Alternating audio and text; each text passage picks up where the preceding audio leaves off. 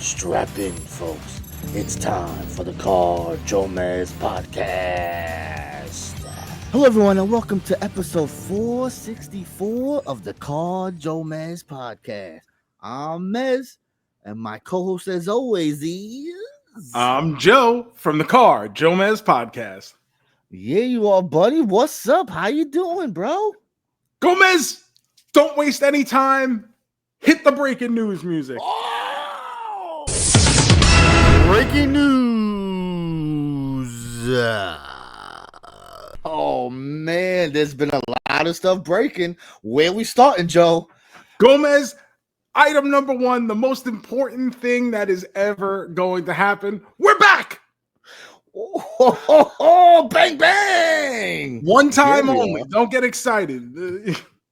This is not happening ever again. Oh,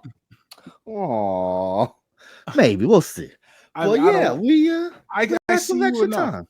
Did I see? Yeah. No, actually, not really. I barely see you. You never see me. I mean, I got to see you wrestle finally, and I'm a phenomenal wrestler. I'm an incredible in-ring competitor, even still today.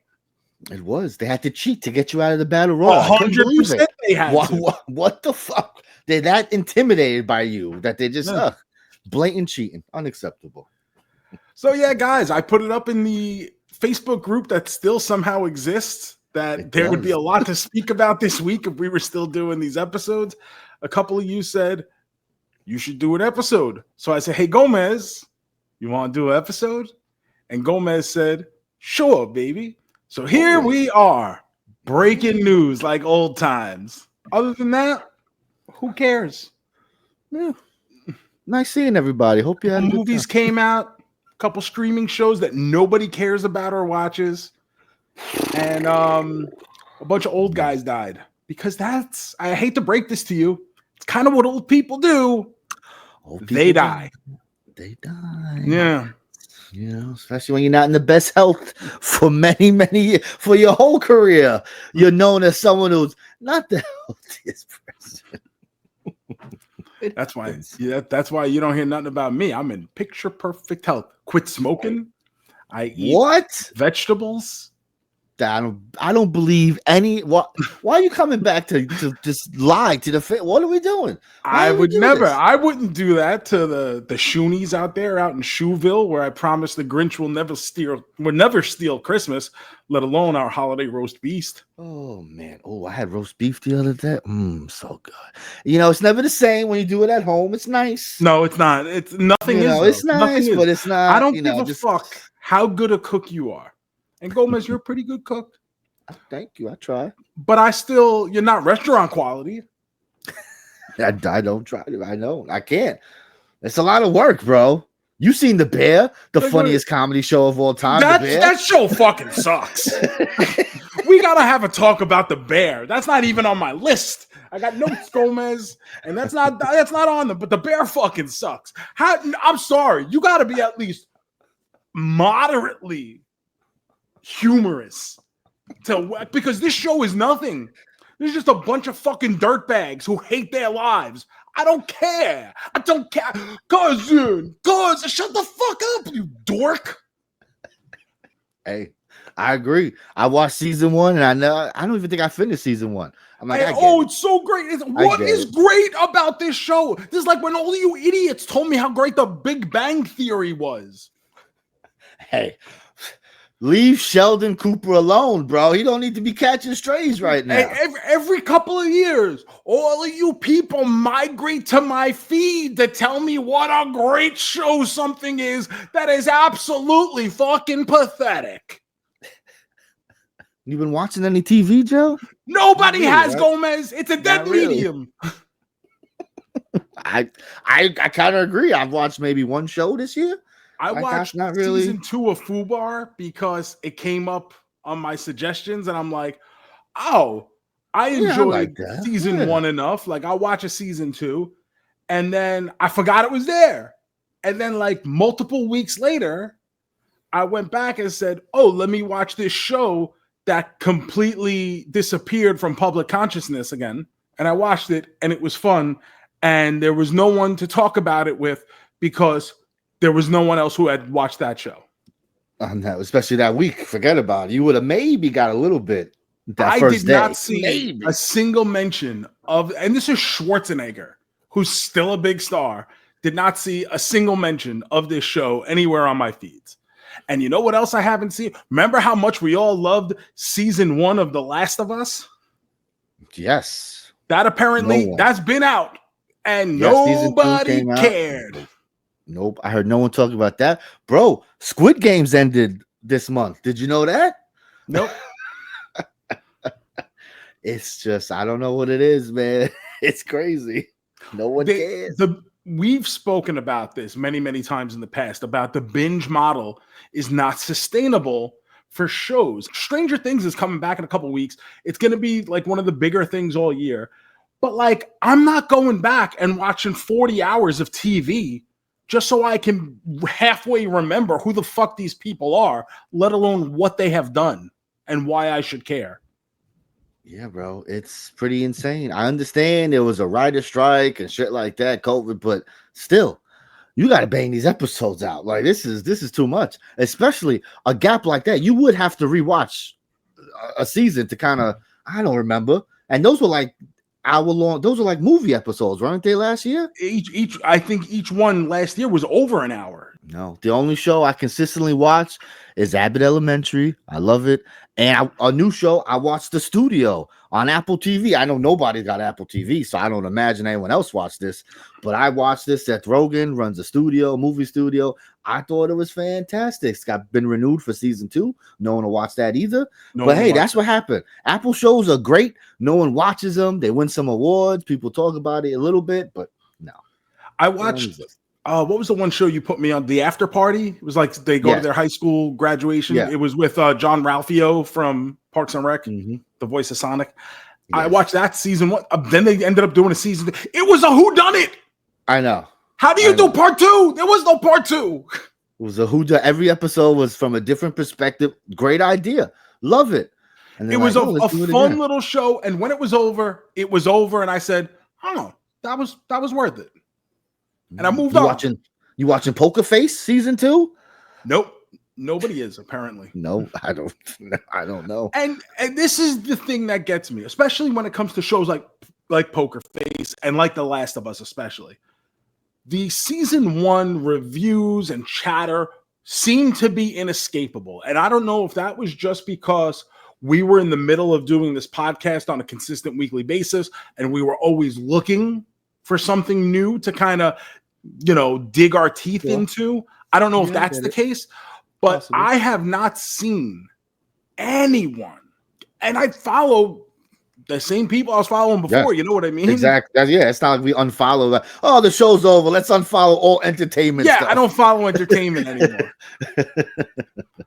I'm still going to see a lot of movies. I'm still watching movies. I'm still following sports and baseball and everything else like that. And when you look at the price tags on these shows, we have to wonder at what point the streaming model has to end up going the way of the buffalo at this point. And we spoke about that years ago too. Yes. But now on an increasing basis, we see that there's not need for 11 streaming services. And I don't know if they're going to have to go back to a cable-based model. I don't know if people are ready to go back in time like that, but that's probably what's going to need to happen. No, I mean, that's most of the streaming services are doing that now where everything's an add-on. Oh, I get Amazon Prime. I could add Shudder. I could add Showtime, Stars. But what it's also done is ruin television because it gave you the binge model. You're telling me I get all the episodes in one shot. I don't got to wait till next week, next month, next year. Like, great idea. Until you get through it, and that show ceases to exist after a year, has absolutely no effect on the zeitgeist, no effect on pop culture. Stranger Things was such a big fucking deal, and it's got merch in it. These things do not last within the culture, and it is an absolute disservice. And also, for the time it takes in between seasons of these things, I don't even know how many years we're on with Stranger Things now. You're telling me that I got to sit patiently with my thumb up my ass, which makes me an impatient person in the first place, with my thumb up my ass. So you could give me fucking 4 episodes and then I got to wait another 11 months for another 4 episodes? It's true, bro. That's the biggest killer is the time in between. So like this year, one of the big shows was HBO The Pit about a hospital. Every hour is... I fell in at the pit. We all fell in at the pit. Yeah. It was 13 episodes. Every episode was a different hour in a shift of a hospital, an emergency room. A lot of stuff 24? Going on. Exactly, kind of like a 24. It was big, acclaim. Everyone loved it. They're making it a point. Next February, season 2 is dropping. They're like, no, we need to build on this momentum. People talking about our show. Let's get another season out there instead of 3 years later. To understand. I'll tell you this story, and I don't know if I told this when it happened in real time. Last year, I went to Comic-Con, and as I visited the Mattel booth, I was talking to a couple people from Mattel who had worked on Masters of the Universe. And I had said, because they asked me what I thought, and I should know not to say this when people ask me questions, but it's your fault for asking me the question in the first place. Because if you don't want to know what I think, don't ask me. Why are we going to lie? So when they said, hey, what do you think of everything we got set up? I said, well, guys, I am relatively unimpressed. Nothing here is wowing me. And they go, well, what would we need to do? And I said, you need content. You have no shows. You have no nothing. And I understand like a movie was still in the works at that point, and we had recently had the Kevin Smith show, but you're not winning over an audience with 5 episodes of an animated show only on Netflix that only comes out every couple of years. How are you building a fan base with fucking 2.5 hours of content every few years? It doesn't happen. So what happens this year at Comic-Con? Well, we're just going to keep remaking the same figures as before, hopefully in a new style and hopefully enough to make people want to buy them so we can hold the line until this movie comes out next year. I haven't even checked Comic-Con stuff. There's nothing there. There's nothing there. But I digress. JoeMeZ, we also got news. Pepsi coming out with a prebiotic cola. I saw this. I'm always excited for a new Pepsi, except for this one. I'm not really running to go get. I gotta ask you because I know you're up to date on all these terms and stuff, and you're adjacent to the medical industry. Does prebiotic mean I could drink all the fucking soda I want and live forever? Not really. I mean, yes. Done. I mean, obviously it's going to be beneficial, but I don't know how much sugar is the sugar going to outweigh the goodness of the. No, if you put something good, why would there be something bad? So the good outweighs. So then, yes, I recommend a liter of cola every day, every fucking couple of hours. Got it. Probiotic. It's so stupid, bro. What are we doing? JoeMeZ, when we last spoke, the movie Coyote versus Acme had been shelved, was probably never going to see the light of day. Since then, it has been purchased by another company that had plans to distribute it.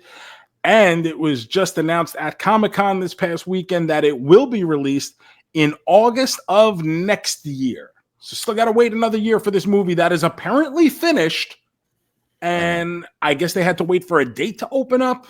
Like you can't just say, "Hey, I got a Looney Tunes movie with John Cena. Let's put it in the fucking theater." I don't know why I guess, but right, they spent the money on it, so they obviously want to do it properly. But I mean, listen, as much as I want to see a Looney Tunes movie, I mean, the demand for a Looney Tunes movie just cannot be high. Like, are we making our money back with this movie? Well, what I'm worried about now is from the beginning of this. All we heard was how good this movie, it's great. The finished product was. Good. There is no way in hell we come away from this movie not disappointed. No.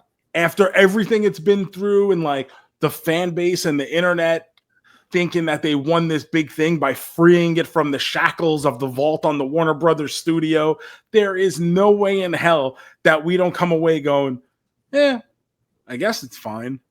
Yeah. It turned into a big deal because they shelved it. But If this just was a movie that was coming out, we'd be like, oh, cool, they made a Looney Tunes movie. That's cool. And that would be the end of it. And that would be the end. But now it's got a rah, rah, rah. And trust me, no one's rah, rah in this at the movie theater, bro. Like, come on. In August, too, something, there'll be some fucking Marvel that comes out the week before and forget about it. Oh, you mean like Spider-Man a couple weeks ahead of it? Yeah, they're finished, bro. Listen, it's the same thing with the Batgirl movie, right? We just want to see it because it's done. Like, oh, you made a movie, show it to us. Yeah. But it's not like, oh my God, we must see this important cinema. Yes. This like tent pole of the history of American movie making. But that's what happens. Online gets crazy, and then you gotta and what do we say? Online is fake, right, brother? It is, real. But it carries the discussion. It does.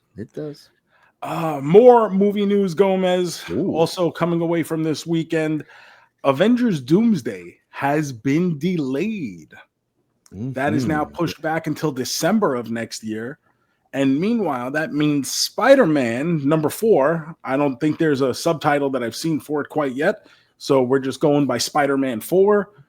Will come in now. It'll be released ahead of Avengers. So I'm assuming that the results of Avengers don't affect Spider-Man in any way, which begs the question, is Spider-Man even in Avengers?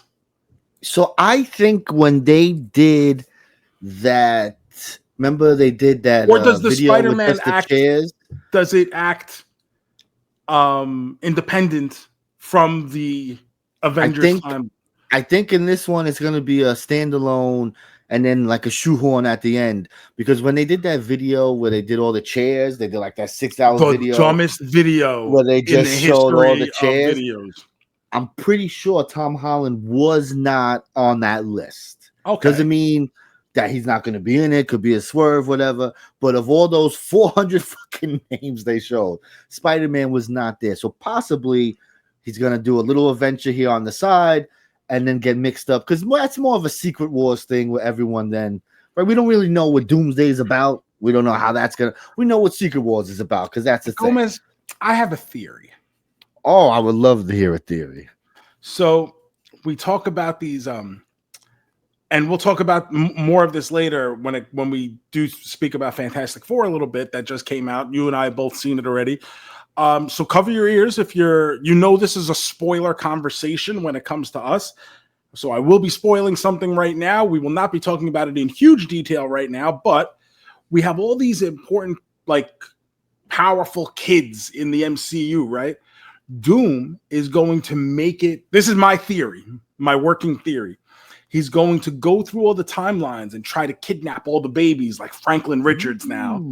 And then he's going to harness the power of the Avenger children and try to overthrow Loki, who holds all the power from the timelines from that show multiple years ago that everyone already forgot about. I never even watched. Did I finish season 2? I don't think so.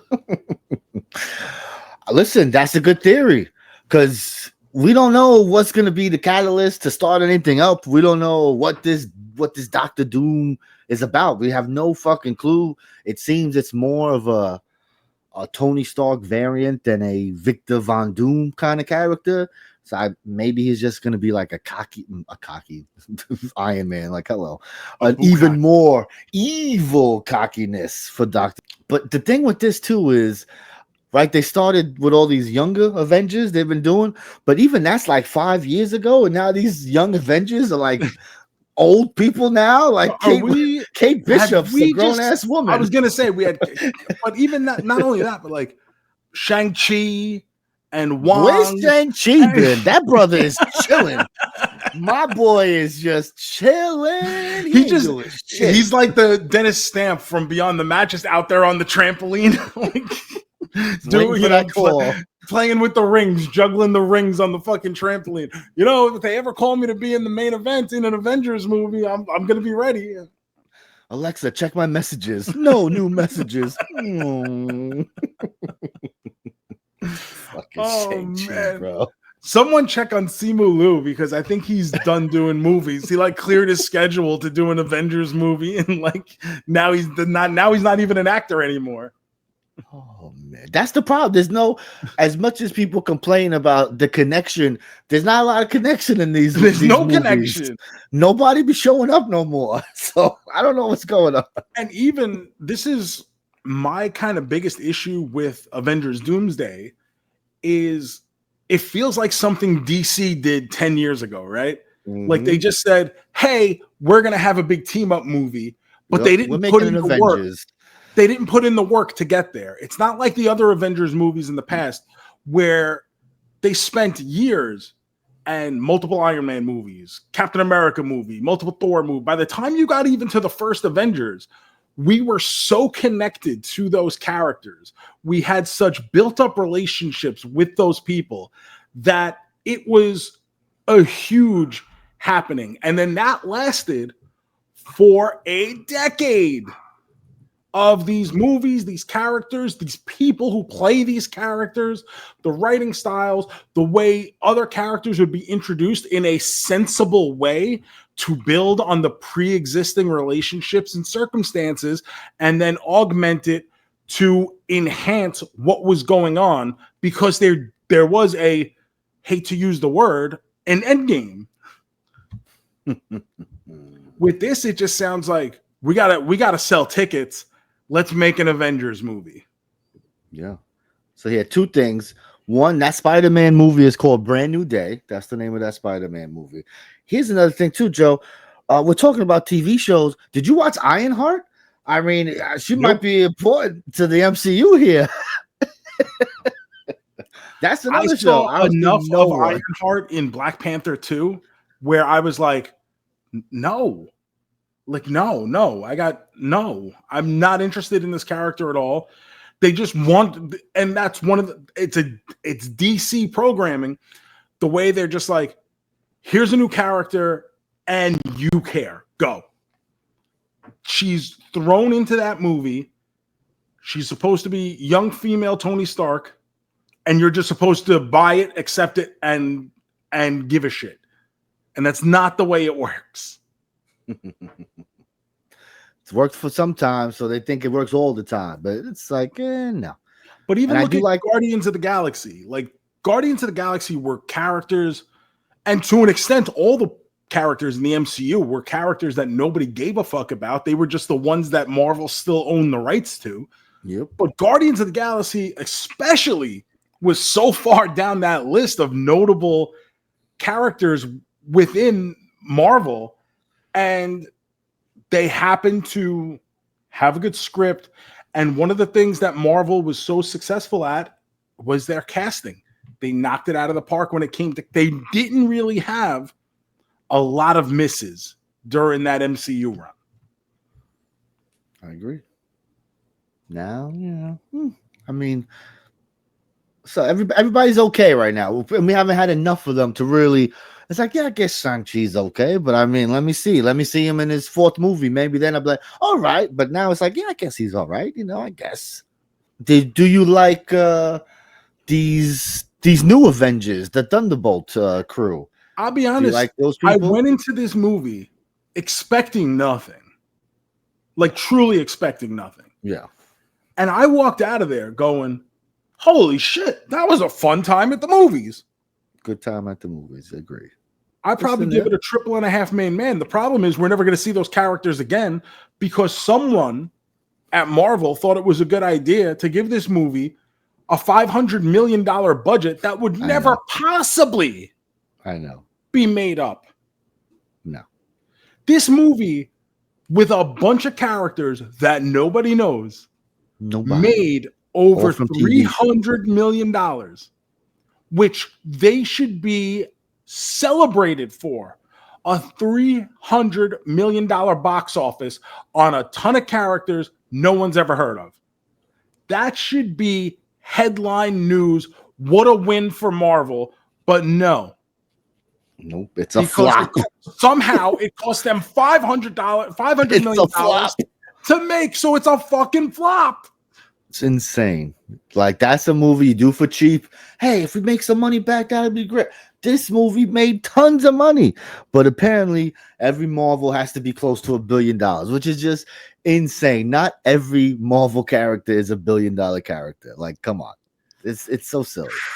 That's called being hoisted on your own petard.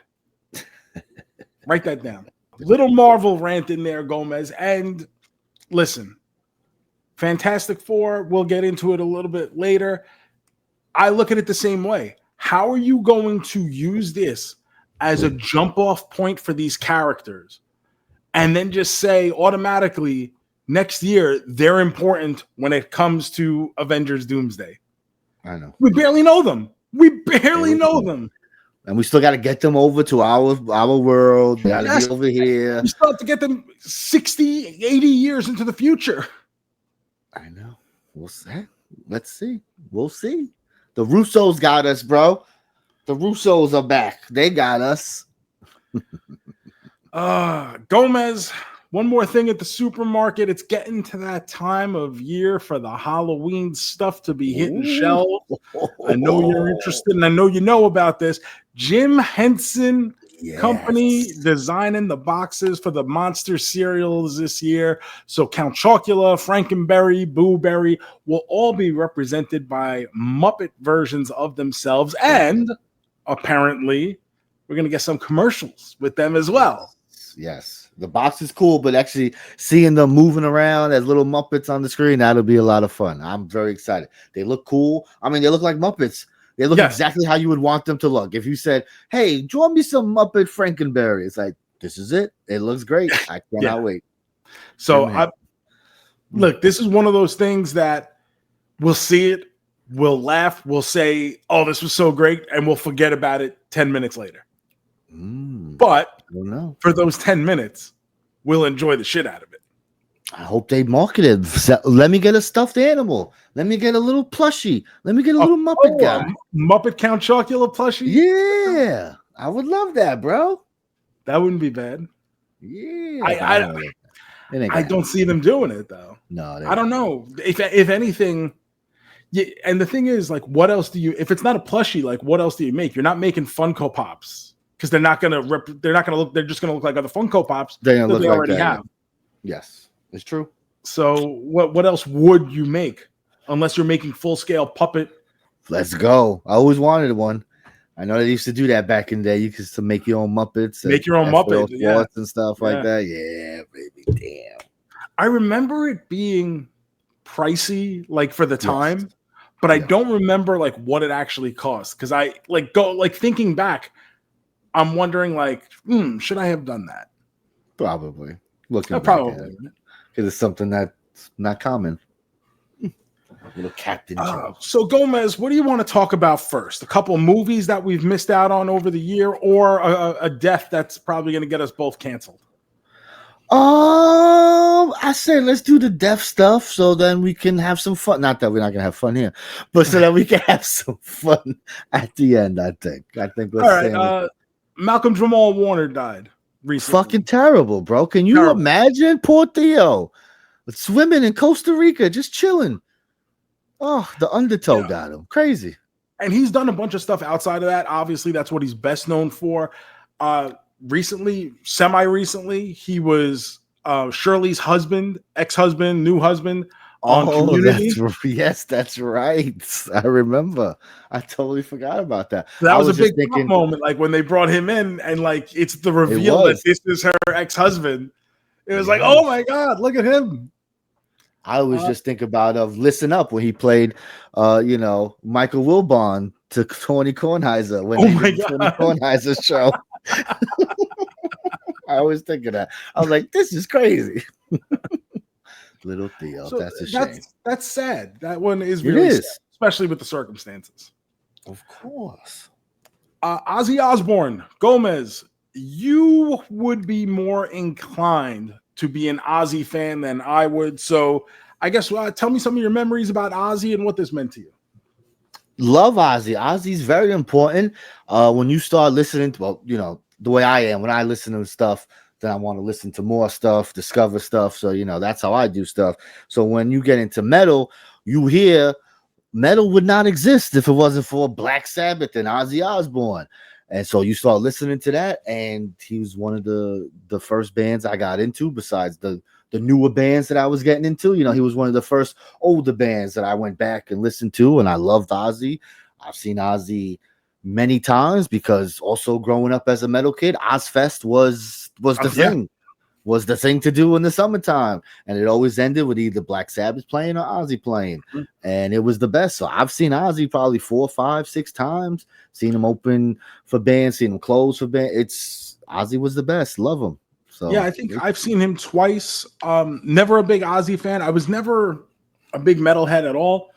I had one of my friends who I grew up with, and I put this on social media. My friend Eric. Our moms were best friends, so growing up, we did a lot of family stuff together. And he was more of a metal kid than I was. I was more punk and mid 90s alternative rock, the Green Days, Weezers of the day. But he got me into, or he introduced me to a lot of things like Ozzy, like Pantera, like Megadeth, and other bands of the ilk. Never really dabbled very deeply in. So for me, most recognizable from the reality show.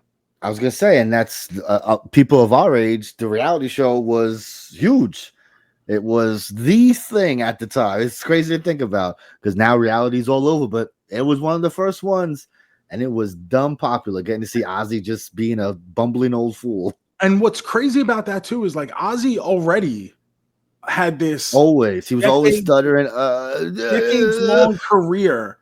By that point, where you're like, oh, he's like already on his last legs at that point, and that's 20 something years ago, probably, right? At this point, yes, he's always been that. I've always been fascinated that he goes up to the mic, hey everybody, how you doing? But once the music kicks in, his singing voice, it's still they just had a concert 2 weeks ago where they performed. It was his final thing. I watched. It's fucking 10 hours long, bro. Because all these bands perform 4 or 5 songs that are rotating stage. It was awesome. And Ozzy was still great. He still sounded good. And he died a week later. It's insane. Yeah. I was a big Opie and Anthony fan, and Jim Norton was a huge Ozzy boy. And so Ozzy would be on the show a lot. So so Ozzy would do interviews. He would come in. Sometimes Jim Norton got him fucking birthday gifts. Like, it's just like so cringy. So Ozzy was always down for a good time. So Ozzy was not so important in my life where I'm like, oh, but like he was around a lot. He did a lot of stuff that I was into. I'll miss him. We love that silly bastard. The big one, JoeMeZ. The passing Chuck Mangione. Chuck Mangione from King of the Hill. I think that's how he would probably be best known. Oh, that song's a banger. That one, everyone knows that one. So you might not know it's him, but everyone's heard that one fucking flute song. That's a banger. You know it. Seriously, look it up.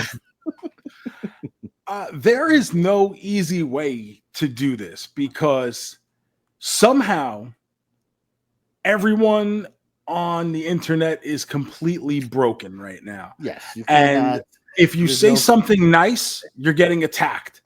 If you say something not nice, but true, and I should say, if you say something nice, that's true, you're getting attacked. If you say something not nice, that's also true, you're getting attacked. And I had put out a statement saying it is very fair to call a racist, even when that person was super cool when you were a child decades ago. And the overwhelming thing that I see more than anything is my childhood. And I hate to be the one to break this to a lot of you people, but your childhood is completely unchanged and it ended decades ago. Mm-hmm. And I understand, especially me, who exists in this bubble of action figures and cartoons and movies that I don't want to grow out of. But I understand the pull of nostalgia but there is a complete lack of unhealthy obsession with the hold that nostalgia has over so many of you.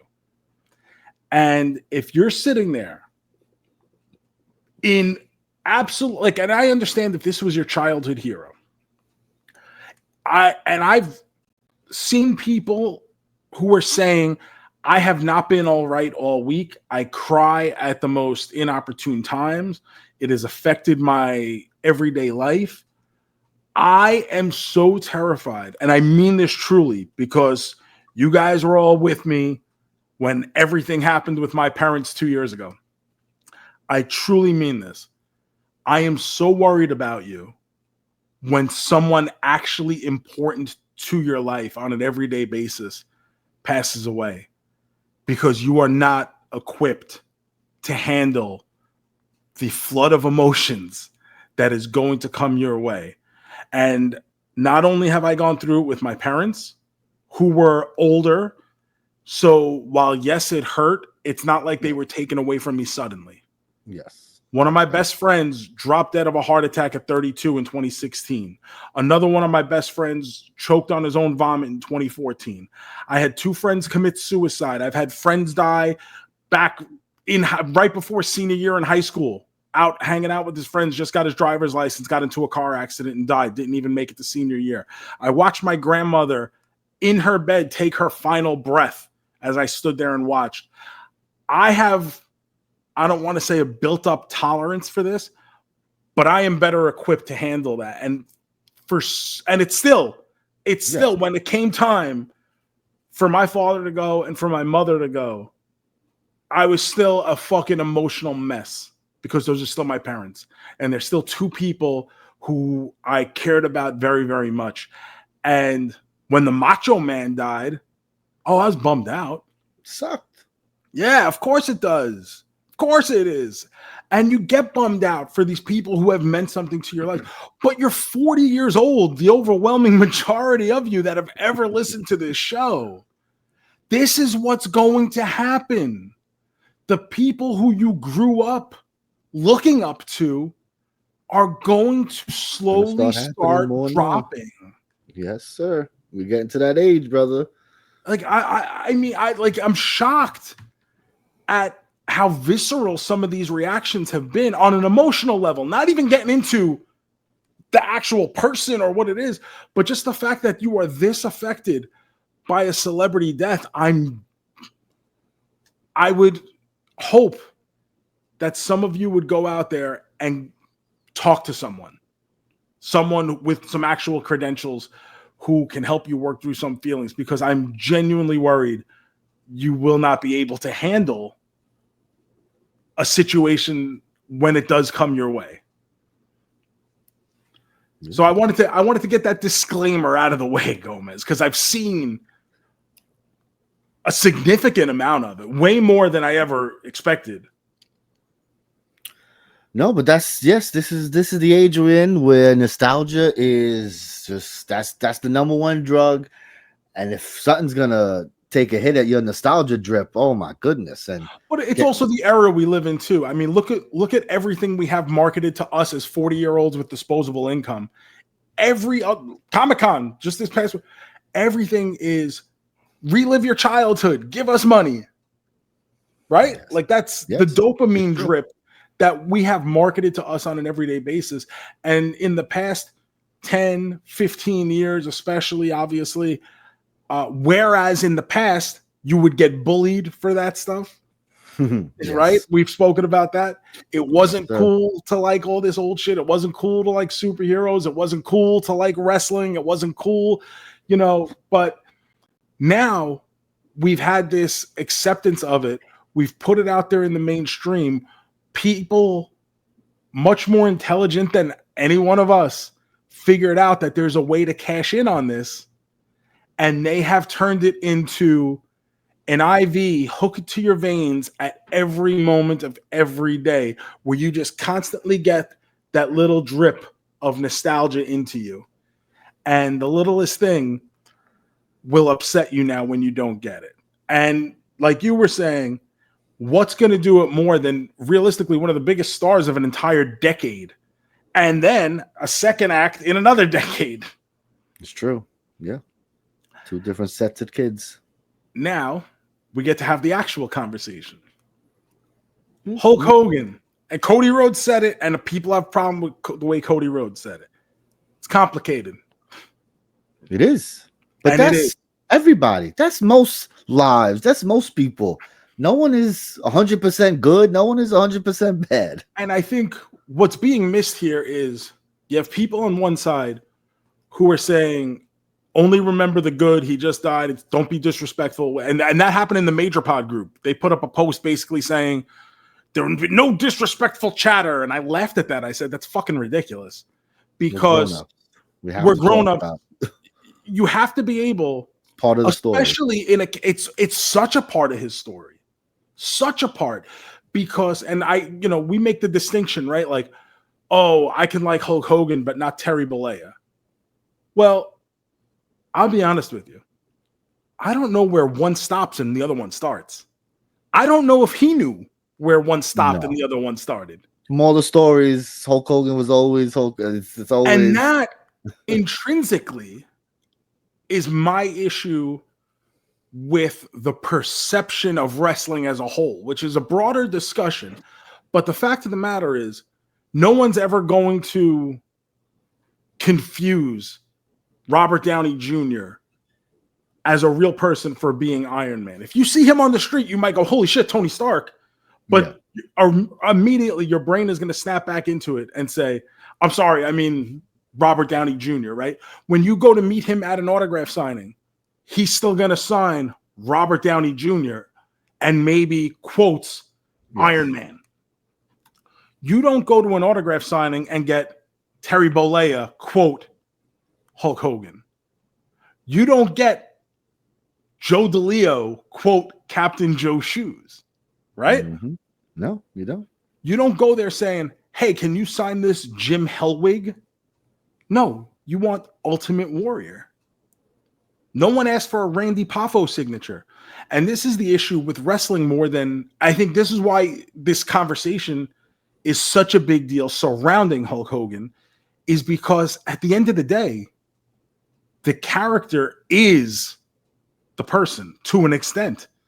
And that's why social media does not treat wrestling the same way it does as other forms of entertainment. Yes, we know it's a work, but don't throw your feud in my face on your fucking Instagram and act like it doesn't exist. And you're out there like CM Punk and Drew McIntyre are sitting around having steak and shrimp together when they have a WrestleMania match coming up. I don't want to see that.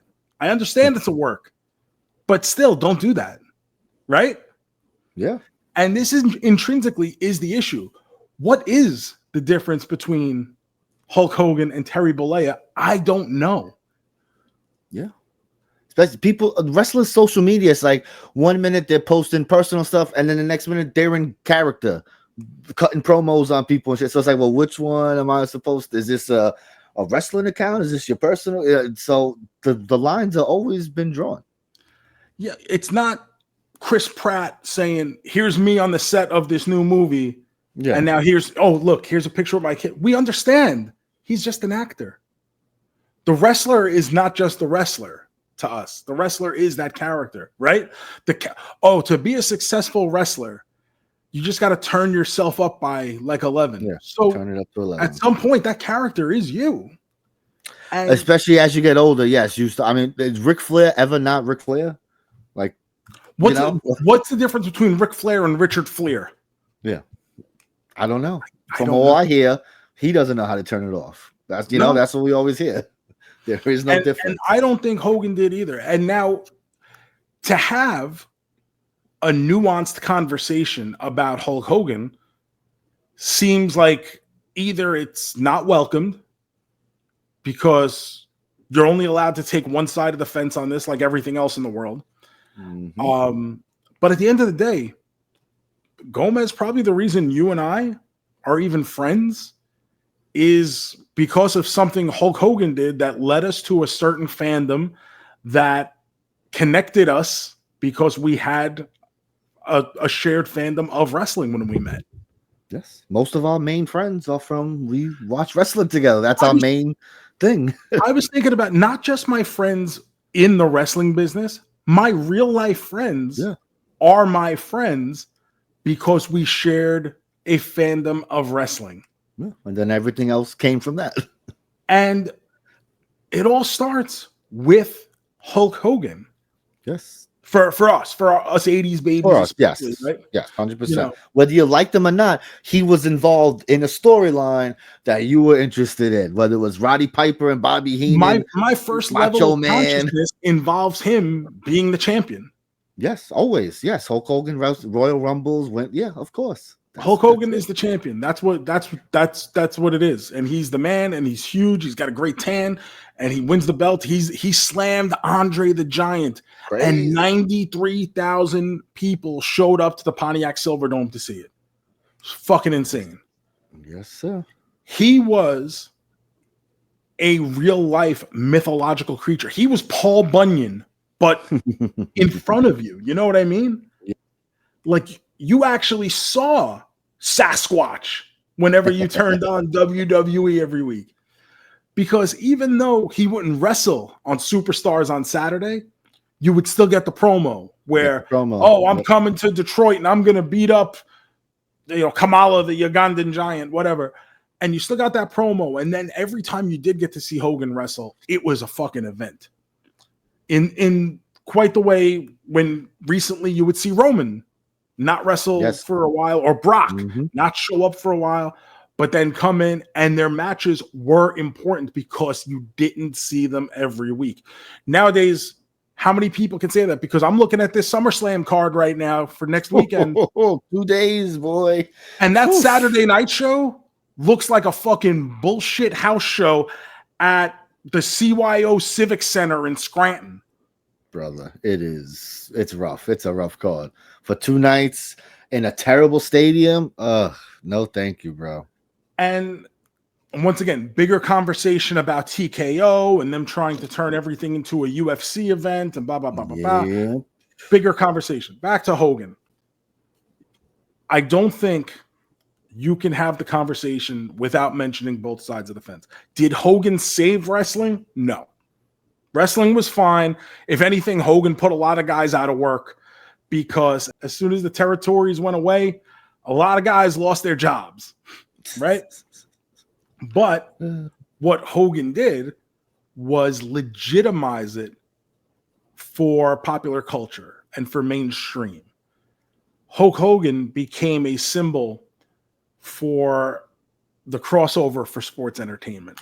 Like I wasn't a tried and true Hulkamaniac when I was a kid, but Hogan was the guy.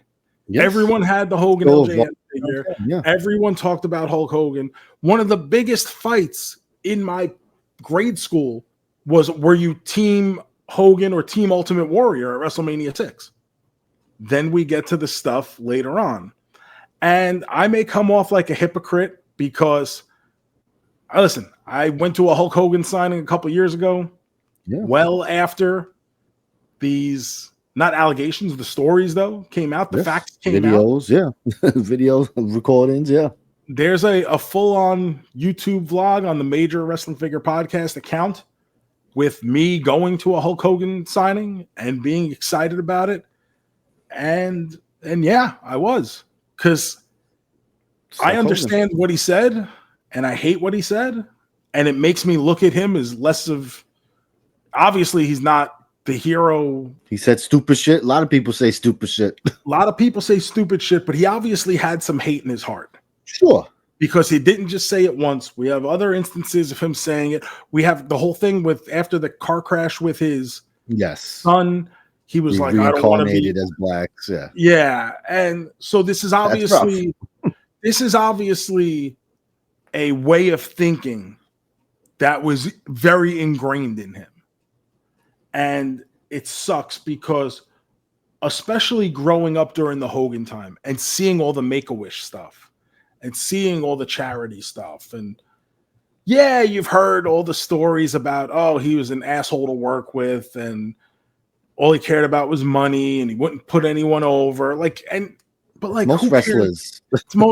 At the end of the day, any wrestler who was in the same position probably would have done the same shit. Yep. You give me creative control over anything. Why the fuck should I put JoeMeZ over? Yeah, but that's how wrestling was. That's what we get on Hogan for it, but that's how wrestling was back then. Nowadays, everyone wants to put everyone over. Everyone wants to help everyone out. But back then, no, you had a spot. You had to hold on to that spot. That's just the business. That was the business at the time. There was no guaranteed money. Yeah. Even Honky Tonk Man tells the story about they wanted him to drop the Intercontinental belt on Saturday night's main event to Savage. And he goes, well, what do you got planned for me after? And they go, we don't really know yet. And he goes, well, then I'm not losing the belt. If you want it, you can come to my house and see if you could take it off my mantle. Because at that point, he's doing great business. He's headlining the B shows, Intercontinental title defenses, making a lot of money. Now you're going to tell him he's losing the belt and you got no plans for him? What's he going to do? Where's he making his money? It's gonna be in what towns? What show is he going to? Because remember, at that time, they were running A, B, and C towns. So they're running 3 house shows a night, a breakneck schedule. Don't forget, Hogan wrestled 500 nights a year because of the way time zones work. Apparently, he knew more about Avengers Doomsday than we did back in the day. But when we get to the racism stuff, he's a racist. Yes. And not just that he's a racist, but he showed zero remorse for it. No. It's not like his response when he came back to WWE basically was like, there's cameras everywhere, brother. Don't get caught. Be careful out there, bro.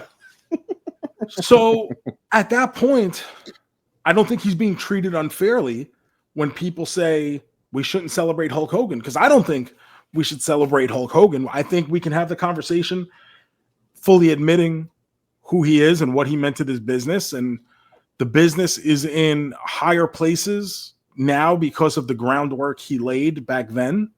I also don't think we need to celebrate him. I saw this idiot fucking Brandon Tierney from WFAN in New York. It was a sports radio. Yes, I saw this. This is one of the dumbest, and for a guy who makes a living over having dumb takes on a daily basis. He has lots of dumb takes, bro. He tweets out, Madison Square Garden has to put a red and yellow banner in the rafters for Hogan. Do they? Yeah, no. Bro. We understand what Hogan is, but we understand both sides. And that's the thing is, I think they're both are tied to each other. They're both very important parts of the story. As we learned in the Spider-Man Across the Spider-Verse movie, they're canon moments, right? Yes. So you can't just ignore the bad and you can't just ignore the good. The problem is the bad is very fucking bad. It's very bad. And it's kind of the last stuff we've been left on. His last appearance, he was booed. That's people making the choice to do that. Yes. And when we get to this point, you got to remember now too, we're in a different place now than we were 40 years ago, 30 years ago, even with the NWO. When society has moved in a different direction, I think in general, I think we do try to be a kinder, more understanding society. And today's younger generation, even younger than us, people who were 15, 20 years younger than us, JoeMeZ, who have kids or whatever, they didn't grow up on Hulk Hogan. So to them, he's just this old guy who got outed as a racist. I do see, I have a friend with a young wrestling fan, and he's maybe, if Shiloh's 10, he's 8. One year he dressed as Hulk Hogan for Halloween recently. I guess the parents show him old stuff. I guess if you're a parent that shows someone older things, then I guess that would happen. But that's something that when I saw it, I was like, wow, this kid dressed up as Hulk. I was like, you don't see that. No little kids dress up as Hulk Hogan. Yep. That's not a thing anymore. When we were kids, it was all over. It was always the thing. Everyone was dressing as Hulk Hogan. Chelsea Green, I don't know if you saw that. She was put on live TV. I saw she got in trouble or something. Like she got in trouble. She did an apology. I saw. And now she's off Twitter. Okay, so I don't know what she said. I just saw he'll write a tweet, oh, I'm sorry, blah, Now blah, blah. we And got to it's like, take what into happened? account that I'm not exactly unbiased when it comes to Chelsea Sure, here. but still, everyone's doing things. Chelsea Why is a does she very have to thoughtful apologize? individual, and she was on this show on CBS. I think she's promoting the new Netflix show, which is like kind of like a reality show backstage. Yeah, the unwritten, whatever bullshit. Unwritten. Yeah, She's featured in it. This is news. Hogan had just died. They asked her on live TV. She went out of her way to be respectful in the wake of this man's immediate death and said, it was a legend in our business, inspired a lot of people. Pretty much the end. Okay, I think that's fair. There's nothing wrong with that at all. She got attacked by her people who were like, how can you co-sign Hulk Hogan? Blah, blah, blah, blah, blah. He's a racist. He's a horrible person. He's this. And yes, he's not a good person. He's not a good human being. We know that. She's just finding this out on live TV. You've seen Chelsea, especially if you've been following her, you know where her values lay because she doesn't hide them. Does not hide it at all. Nope. And you go out of your way to attack this woman. So now she puts out a statement the next day saying, I'm sorry if I didn't address 1 cent of the Hogan situation. Obviously, we know how I feel, blah, blah, blah, blah, blah. Then the other side comes back attacking her for saying, oh, how dare you apologize for that? Hulk Hogan is a saint. So she's got people coming at her from both sides. And she's just like, fuck this. What am I even doing? Yeah, what's the point? This is supposed to be fun. Well, I need to hear these people. And meanwhile, everybody else is putting out, I don't see anyone else getting bombarded with comments. Shane Helms put out something I thought was very good, where he posted a photo of himself and Hulk Hogan. And he goes, I cannot ignore the way Hogan treated me, which was very great. He was one of my childhood heroes, but I also cannot ignore the way he made so many people who I know and love feel. He's like, it's a very hard situation for me to try to put context around it. I think if we're being fair, that's like, this shouldn't be easy. And we shouldn't be scared of having a difficult conversation, even if at the end we still don't agree. But we've kind of made up our mind in this black and white world that we live in now that we don't even want to have the conversation. In the same way, whenever there's a school shooting, we say, oh, we shouldn't have a talk about gun control because we need to be respectful. Of what? Respectful is having the conversation. So that's where I sit on it. Am I upset that it was, number one, I was not cheering for Hulk Hogan to die. Let me say that, because someone will make it sound that way. At the end of the day, I'm very indifferent.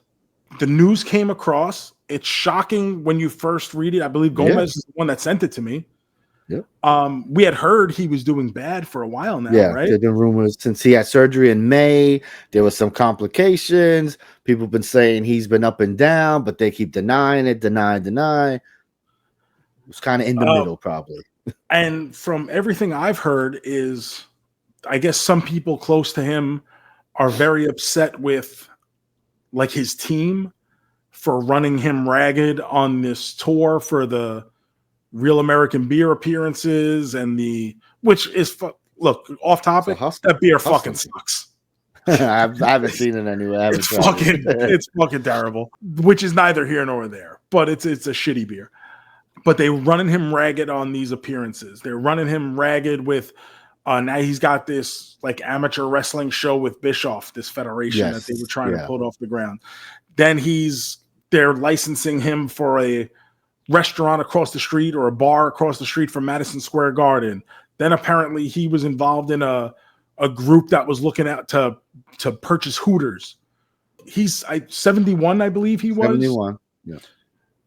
It's not a spring chicken, but now we look at it, especially because as we grow older and it seems, it's not as far away as it used to be.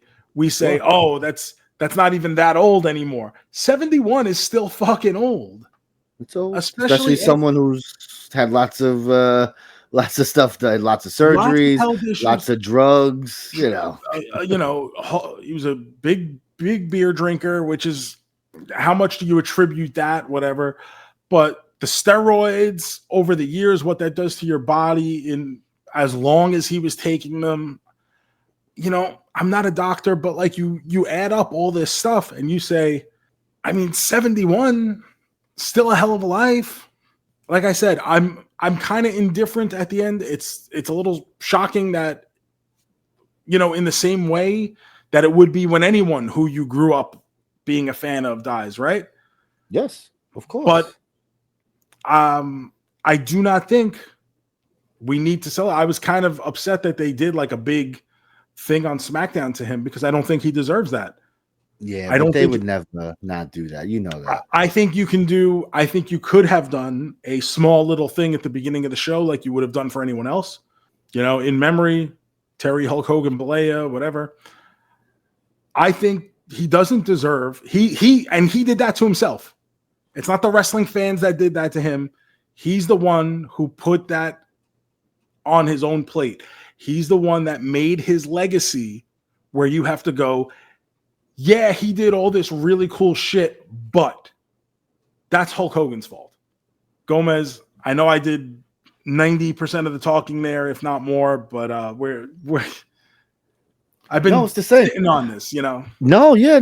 I said it when I put out when I shared the news. I said, you know, he's a piece of shit, but we can't sit here and act like he didn't impact all of our lives.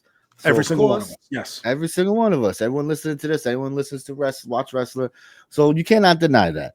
So of course, but like he said, he's the one who did this to himself. You know, we didn't make him say these things, and again, never fully apologize. You know, if the boys in the locker room still have an issue with it, I mean, who am I to say that we should forgive this guy? And oh no, it's no big deal. No, they still think it's a big deal. So there's nuance in everything, and there's different layers to the onion that get peeled back. Well, listen, at the end of the day, you know, we're talking about it now because, of course, it's still fresh.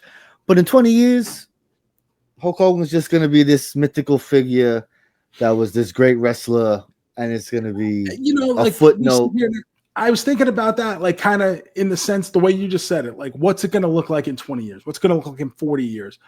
Because of the internet and because of cameras and because of record keeping and all this stuff, we're in a much better place now than we were, say, the 1940s. Like, was Babe Ruth a piece of shit? Did Babe Ruth, I genuinely don't know. And the reporters of the day, if they knew something, probably would have hit it. But what we remember about Babe Ruth is he hit a lot of home runs, and people love seeing guys hit dingers. But 100%, like, right, we talk about Kevin Durant, right? Kevin Durant is one of the greatest basketball players we've ever seen. But when we talk about him now, that's like on the back burner. We talk about everything else. We talk about him, how he goes after people online, how he's fucking trolling and he fights for people. And then we talk about how he played for, 6 teams, this and that. He don't like to win, blah, blah, blah. But in 20 years, when people are talking about Kevin Durant, they're just going to say, look at this fucking. He scored a lot of points. Two-time MVP, won championship. They're not going to talk about, oh, he fucking bitch. He went to the Warriors to fucking team up with. They're not going to say that. They're just going to talk about all that stuff. So I think the same thing's going to happen to Hogan, and eventually it's just going to be like, oh man, remember Hulk Hogan? He was awesome. I think that's what happens in nowadays with legacies. Yeah, eventually things do get whitewashed. It's a similar situation to Pete Rose. Like, I think Pete Rose is a humongous piece of shit. Yeah. Never took responsibility for his own actions.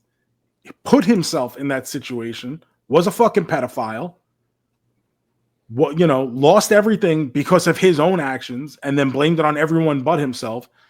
So when people say Pete Rose should go into the Hall of Fame, like, no, bro, like this ain't it. Yeah. But that's now because we've grown up during the entire era of Pete Rose constantly making a spectacle of himself, selling baseballs during Hall of Fame weekend. And 20 years from now, people are going to look at this guy didn't make the World Series. Wow, he never went to the Hall of Fame. What? Yeah. In the same way we've kind of whitewashed the Black Sox scandal of 1919, and we say, oh, Shoeless Joe Jackson should probably be in the Hall of Fame. And it's like, man, if they had a reason to ban him from baseball 100 years ago, maybe, just because I wasn't there to see it and it sounds like a romantic story to let him in now, maybe I'm not the one who should be making that decision. There you go, brother. It's just the truth. Legacy is an interesting thing. So, JoeMeZ, now that we're both canceled and we'll never be able to do this again, at least I can take solace in the fact that before my cancellation, I got 3 fucking action figures, motherfucker. Oh, he was in motherfucking He-Man. Love it. I'm in a He-Man comic book. I got 3 action figures. If you're going to cancel me, now's a good time to do it. That's it. Fireball on the top. I love it. A lot of dead guy talk today. I mean, that's what. No, it's been a dead guy week. It's been a dead guy week. How many over under? How many big ones do you think we got left for the rest of the year? It's almost August. Definitely 2. We got two coming. 2 big ones. 2 big ones, I think. Yeah. A little too quiet. A little too quiet lately. That came up. Was like, ooh, it's been a while. Yeah, no, we got 2 big ones. One surprise. We're gonna get an older person and maybe a surprise. Uh-oh. I don't know. Are we due for a good surprise or a bad surprise? I should say it wouldn't necessarily be good. Terminology not exactly great right there. I mean, Hulk Hogan is a surprise, but I think more of a main, like, he's big, he's popular. Hulk Hogan is, but whenever you say anyone over 70 die, like, to me, that's not a surprise. I just think it was sudden because, I mean, we've heard the rumors that he was sick, but he was been paraded around. He's been doing his MAGA appearances at those things. So, it is like we did see him within the past year looking fine. So for all of a sudden. Also, one more thing about Hogan, why he's a fucking dickhead. Union buster motherfucker piece of shit. Like, fuck that. Yes, oh, Jesse's gonna start a union. Little bitch. Vince. Listen, Hogan's given plenty. You want to take the racism off the table. You got plenty of other reasons to not like Hogan and think he's a piece of shit. I mean, come on. Like, this is not. But when it comes down, if you say to me, hey, Shoes, what's the best wrestling match you've ever seen? I'm hard pressed not to tell you Hulk Hogan versus The Rock at WrestleMania X8. I've seen the video. The video popped up this week with the unedited audio, and it's just like, God. Oh, really? Fuck? Yeah. The way he's hulking up. Seen that. Yeah, with no audio from the announcers or nothing. It's just the crowd noise, and it's him watching it live. Insane. I wasn't there. Our friend BAC was there. Yes, he was.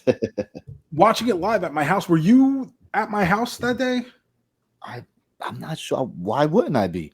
I think so. I don't know if you were in the picture at that point maybe yet. Not. Maybe it was the next year. It might have been. I don't know. Maybe 19 was the first one.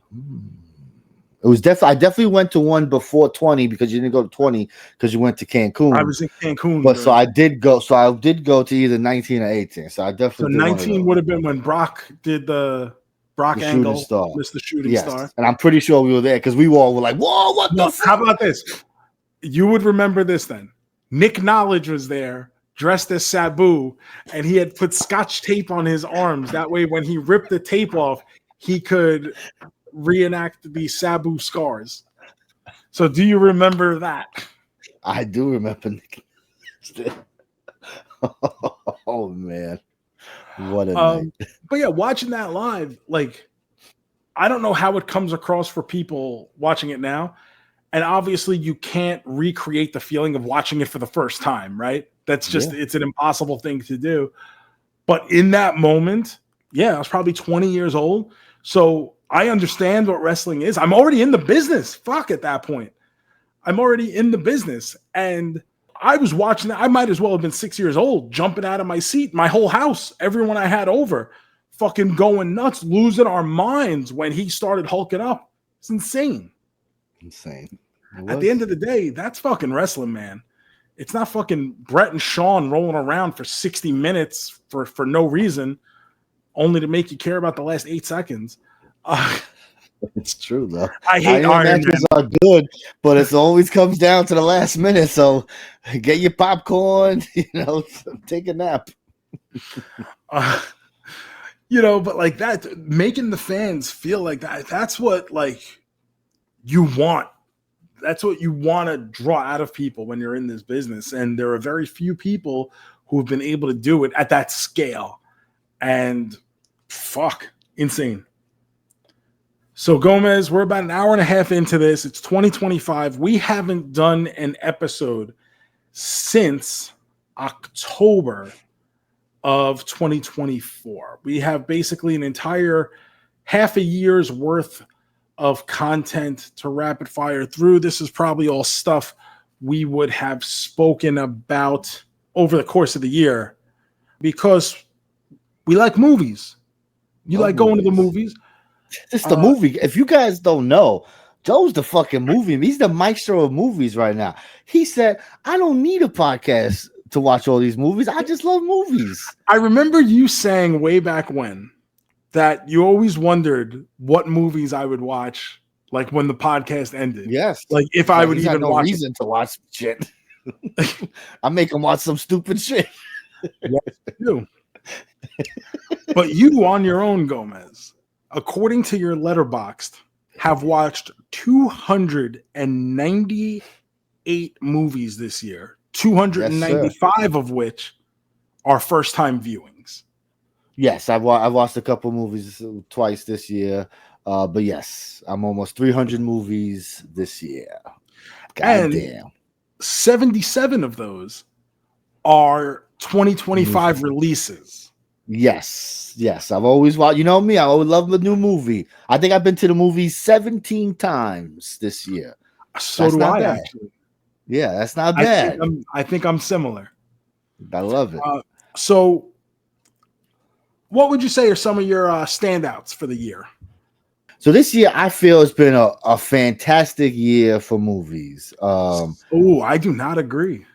What? I think there is an excessive amount of stuff that is fine or, yeah, that was pretty good. There hasn't been a lot of stuff where I was like, oh, that was fucking cool. Really? All right. So if I had to say best movie of the year, I would say it's Sinners. Did you see Sinners, Joe? That's where I'm at right now. That would be my number one if you asked me today. It is fantastic. What a movie. It just so happens to be a vampire movie for the last half, but the first half of the movie is just about two guys trying to open a club, finding out their shit, and that's fantastic. It's great. And it's like, oh, and now there's vampires? Yes, love it. It was so good. I love this movie. I had no idea what this movie was even about.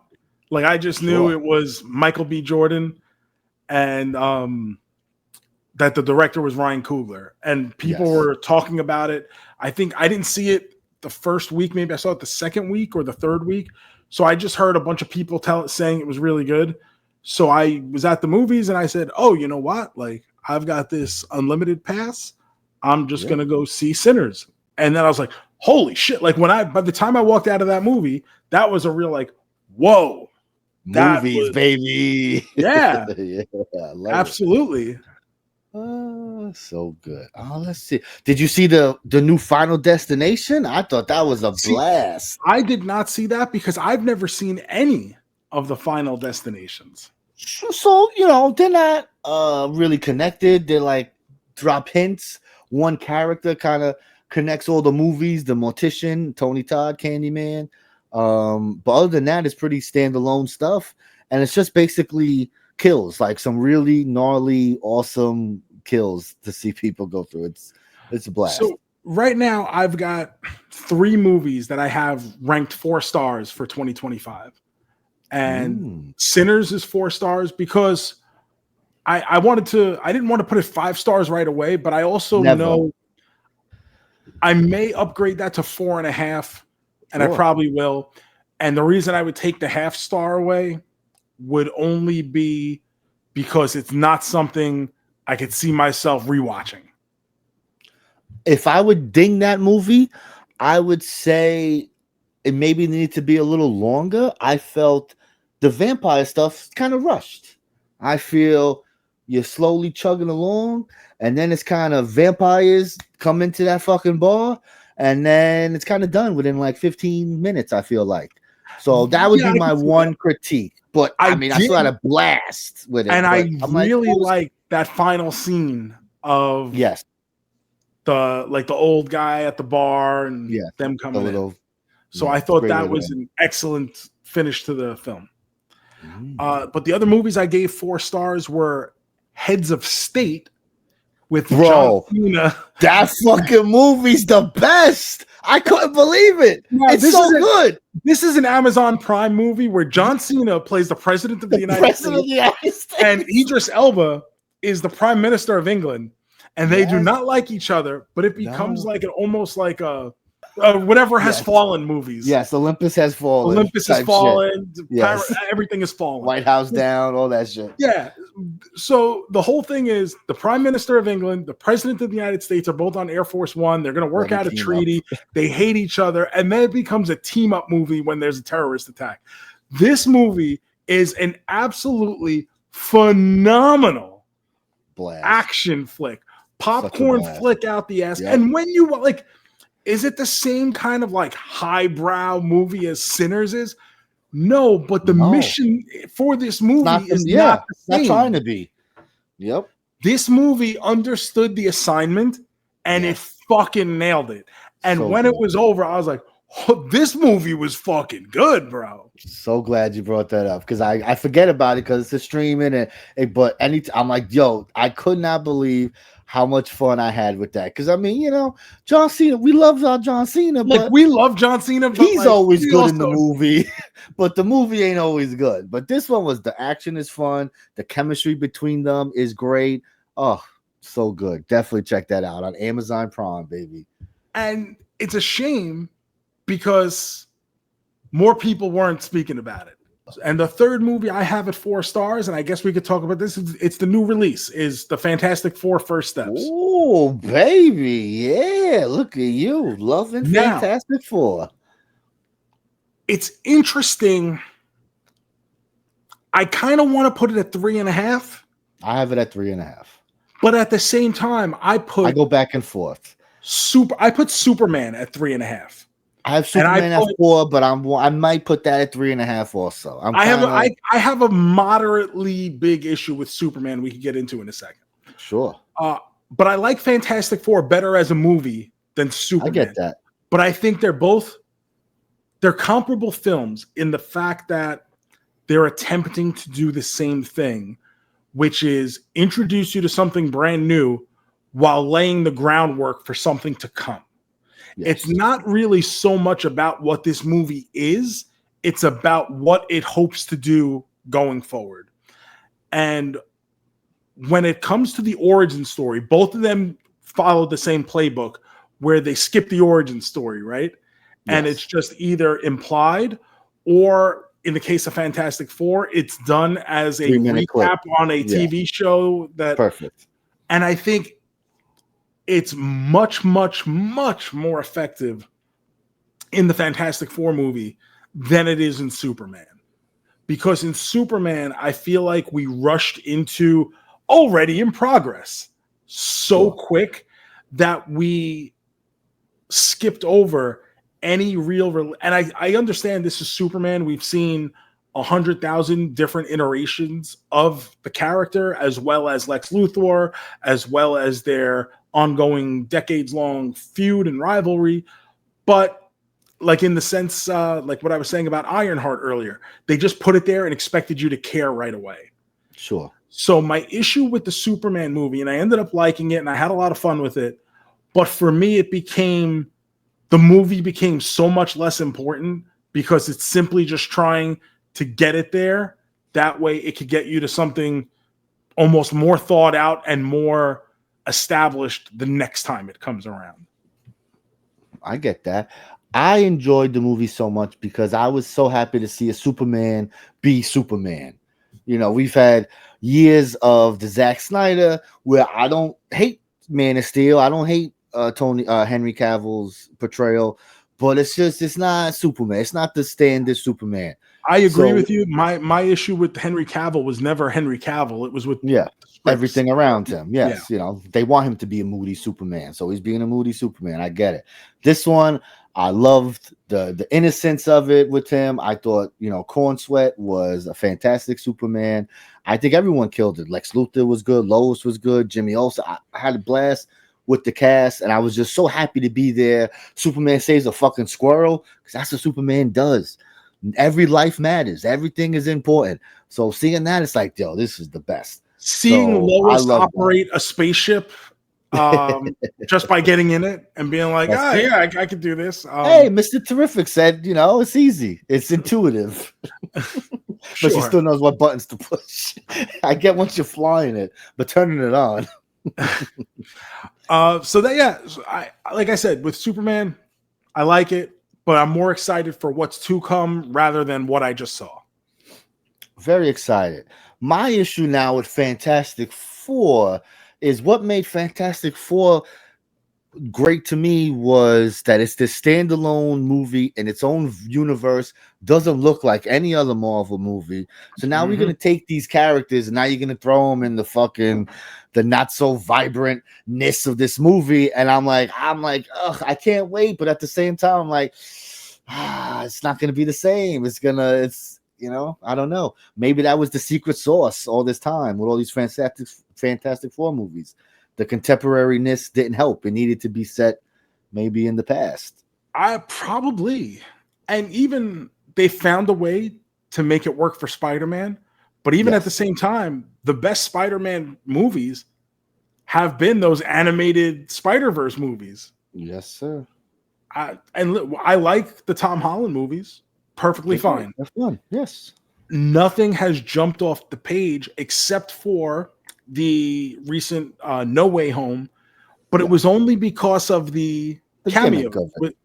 And if you go back and you do a rewatch, does not rewatch well. No, still fun, but it's not. You're not hooting and hollering like you not were anywhere the first near. time. And even I think the other two movies do rewatch well. Sure, yes, they're more of a They're fine. They're good entries into the Spider-Man lexicon. The last movie, not so much.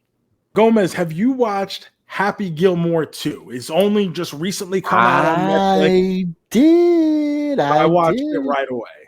I did.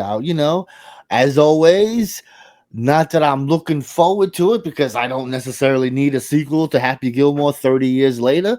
Agreed. But it's there. It's available. I like the character. Let me see what's going on in the Happy Gilmore world, If you went into this movie expecting anything more than what you got, then that's on you. Definitely. To me, this movie is exactly what I thought it would be. It's kind of exactly what I hoped it would be once I heard that they were doing this, whether I wanted them to or not. And I'm perfectly fine with what I got at the end. The end result, I was like, that was fun. 100%. I think it's, if you're expecting more from this movie, you're a fool, obviously. This is on par. Adam Sandler makes Adam Sandler movies. You always know what you're getting into when you go into it. So this is a Happy Gilmore movie. It's a Happy Gilmore movie. The jokes are what you think they would be. Maybe it's a little too reliant on some cameos, especially. Do you know golf people? I'm telling my wife, I'm telling Kellyanne, I'm like, oh, those people are golf people, like they're real golfers. She's like, oh, okay, because it's like, who cares? Like, you could have put me at that table when they do the dinner scene, and Travis Kelce is the waiter. Like, you could have sat me down there and with a gold jacket on and been like, oh, Joe here won in 1988. Like, who's gonna question you? There's some weird CGI that they're doing with like the young versions of themselves. That's kind of like, oh, what are we doing here? But, I mean, the gags are good. The way it opens, the incident that propels the story is so gangster and just like, what the fuck is like? You're just like, I wasn't prepared for that. No, we were So we were like, no. We were like, no. What? And then it cuts to the, and we're like, oh my god, what? This is. I didn't sign up for this. This is Happy Gilmore. What are we doing? But they take it, and it's not bad. They build on it, but it was a shock. Mission Impossible, JoeMeZ, the final installment called The Final Reckoning. Did you watch it? I did not. I have not seen the one from last year or whatever, 2 years, part one. That's not called part one anymore. Mission Impossible is Avatar to me. It's the same kind of thing where I'm in the movie theater. I'm having the time of my life. Like, oh my God, this is so much fun. But I don't look to ever watch another Mission Impossible movie sitting at home and stuff. Like, it's great. Those 2 hours, I'm like, whoa, that was a fucking banger. I can't tell you which one is 5, which one is 4. I know he climbs a building. I think that's 4. The desert, I think that's 4. Underwater, maybe 5. So Ghost Protocol. I don't know what Ghost Protocol is. That might be the good one. Is that? But is that the one when he like climbs the building? Like, what's the big thing in that? Is that the underwater thing? You know, I always forget what the big thing is. So I had never seen any Mission Impossible movies up until this year. And I kind of made it a point to, hey, you know what? I'm going to watch a bunch of movies. And if you go on my letterbox now, which JoeMeZ does, I've seen nearly 200 movies this year. I think I'm at 198. So that's right there. Yeah. I'm behind me. It's crazy. And I'm already past what I watched last year. I thought what I watched last year, I watched 175 last year. I thought that was a ton. But I've kind of made this effort to be like, oh, I've never seen this. I want to watch this. Like, and I also watch a bunch of movies that you're like, where the fuck did he even find this? Because like, I'll see, you've noticed that? Yes, I'm like, why is he watching this movie? Of all the movies, I'm like, what the fuck is this? You watched one earlier today or yesterday? I was like, what the yes, I was like, what the fuck is this movie he's watching? Now let me tell you why. Why? Because I'll be on YouTube watching like some baseball videos or whatever, and then it'll suggest me movies because I've watched movies on YouTube before. And it'll be like, oh, Gung Ho is available for free. And I'll be like, fuck. I have a very insanely slightly vague memory of watching that as a child, but I've never seen it since. So, oh well, it's here. I need something to watch. I'll put on Gung Ho. Why not? When the fuck else would I watch it again? It's true. And might as well put it on my letterbox and log it, right? Yes, of course. Give it a rating. Not a good movie. Everybody in there sucks. Every single character you hope the worst for. If you ever watch Gung Ho with Michael Keaton. Mission Impossible. So I watched them all. They were all streaming on, I believe it was Paramount Plus had everything. They're not that great. There's a couple. There's one that stands, I believe it's Ghost Protocol that stands out. Number 5, yeah. Above the rest of them. But this final installment, incredibly long, incredibly self-serving, incredibly let's jerk each other off because we were able to do all these fucking stunts and Tom Cruise is the greatest man who ever lived. At the end of the day, it's fine to look at. It doesn't make for a good movie though. And that's how I feel with Avatar. So I think that's a good way to put it. Yeah. Is whenever I see an Avatar movie, even in the theaters, I am not having fun. I'm having a blast. It's beautiful to look at. Whatever scope and camera and screen I'm watching it is fucking fantastic. But the movies themselves fucking suck. Jurassic World Rebirth, JoeMeZ. No, I didn't get to see that. I will see it because I love dinosaurs, but I went back and watched all the Jurassic Park movies. Why would you do that? There's like 1.5 good ones. So, the first Jurassic Park, man, that movie is still fucking great. So good. Still holds up. Still the original Jurassic Park, 5 stars, no notes. 5 stars, no notes. Fantastic. The Lost World, not bad. It has moments, yeah. Yeah. Part 3, not so good, Al. Part 3 is trash, but it has some fun. That's the thing too. It has some cool set pieces where it's like, oh, okay, but it is mostly like, what is this? Then you get into the new trilogy. Yeah, the World Jurassic trilogy. World, I probably put it second. I put it right behind the first Jurassic Park, slightly above Lost World. The other two in that trilogy, some of holy the worst shit I shit, ever do they seen. suck. That third one is one of the worst movies I ever saw with the locusts and all Absolutely that shit. horrible. Just horrendous. Yep. Horrendous. This new one, not so good either. Did it have some fun stuff at least? Did you like? I don't know. It's a horrible group of protagonists. There's a family shoehorned in there for no reason. They got to save a family or something. I heard. I'm just like, oh my god, like why? Did you see the new Karate Kid? I did see the new Karate Kid. I liked it. I thought it was good. It's fine. I thought I didn't come Karate out Boy was good. Listen, Pacey was fine. I thought Pacey was great. Like I love that angle they took with it, where they mixed it up, where it's like, oh, he's helping the old man, and then he does his thing. I was like, oh, that's a cool little twist. I got no issues with it. It doesn't ruin the legacy or anything like that. It's not amazing by any means. It's a perfectly fine afternoon movie. If it was on cable right now, if I'm flipping through the channels and it comes on, I probably leave it on, go 100%. Put something in the microwave, come back, and definitely. So it's fine, like that. What else, JoeMeZ? How about F1? Did you see F1 with Brad Pitt? I did not get to see F1. I'm interested in that just because it sounds like a fun time at the movie theater. I found it to be a little boring and a lot of long. That's not and good. Also, he looks very old and very tired. I mean, he is old. It's crazy to think about, but Brad Pitt's up there, bro. I don't think he got the memo on that yet, but he's 61. Brad Pitt is 61, I know. Bro.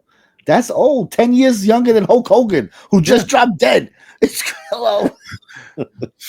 Start making preparations for Brad Pitt. He might be next. He might be the surprise I was talking about.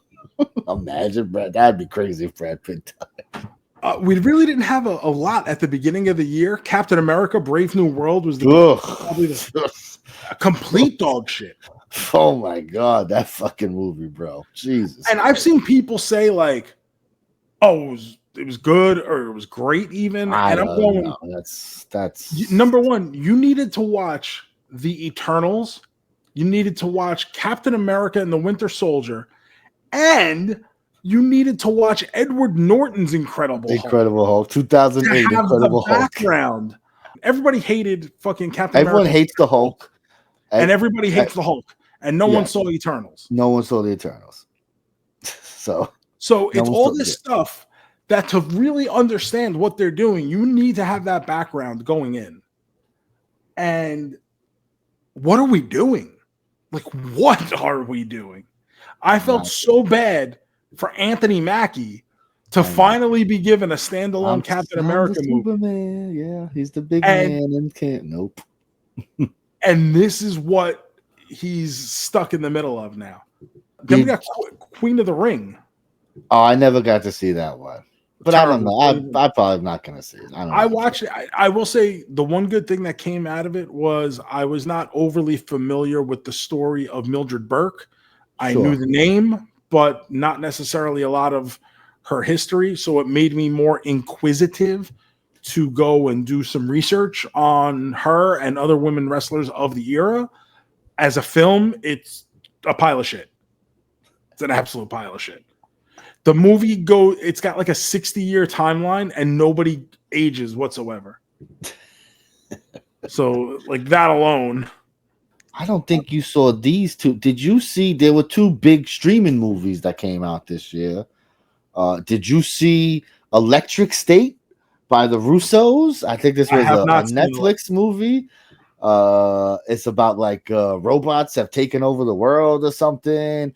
It is not good. It's not as bad. It's one of these things, right? Anytime the Russos make a movie for Netflix, people act like it is the worst movie that ever movied, and it's not. Like The Gray Man has some moments. It's not terrible. The Gray Man's not good. It's not. I didn't say it was good, but there's some Yeah, fun stuff in there. It's just too long and it's very forgettable. way too long. Way too long. Same thing with this Electric State. It's over 2 hours long. It's it's got Chris Pratt, Millie Bobby Brown, so it's like it's okay, but it's not great. And then I know you probably never even heard of this movie. Have you seen Fountain of Youth? This is an Apple Plus movie. Have you seen or Oh even heard of no. this one? This one's got John Krasinski and Natalie Portman, and they're like So treasure hunters. I think we need to have, just like we had the conversation about streaming television shows, we need to have a conversation about streaming movies, because how are you going to tell me that you did this huge movie with Natalie Portman and John Krasinski and I've never even fucking heard of it? Yeah, it's like a mummy kind of movie. They're like archaeologists looking for stuff and going Even around. I go to the movies all the time. You go to the movies all the time. Have you seen the Pixar movie Elio? I know that a movie came out, but I never saw a trailer at I never saw all. anything. It was just I all of don't a know sudden what it's in about. theaters. I just I knew know. nothing about it. I And just I've know there told was a Pixar. myself, oh, I should go see this movie because it's Pixar. And Yeah, I kind of, Pixar. Sure, even after some movies I have not loved, I still give them the benefit of the doubt. sure. And whenever it comes time, I'm like, oh, but like, I could go see I Know What You Did Last Summer, Yeah, baby. which also not great, by the way. I did not see. I didn't. I don't. We don't love the originals. We did an episode on Scream, and I Know What You Did Last Summer. And it's like it does not hold up. It's not very No, good. no, of course not. So I'll see this one, but I'll wait for VOD. No rush. Yeah, I don't think you're really missing out there. Some of the bigger movies, box office wise, this year, Minecraft. Oh, I saw that in the theater. I took Shiloh. She was very excited for it, and it was Listen, fun to see because she knew stuff. She was like, would point, "Oh, look, that's that." Her and her friend, like, "Oh my god, look, that's that." So that was a fun thing. Movies. I don't get it. It's not for me. I don't get it.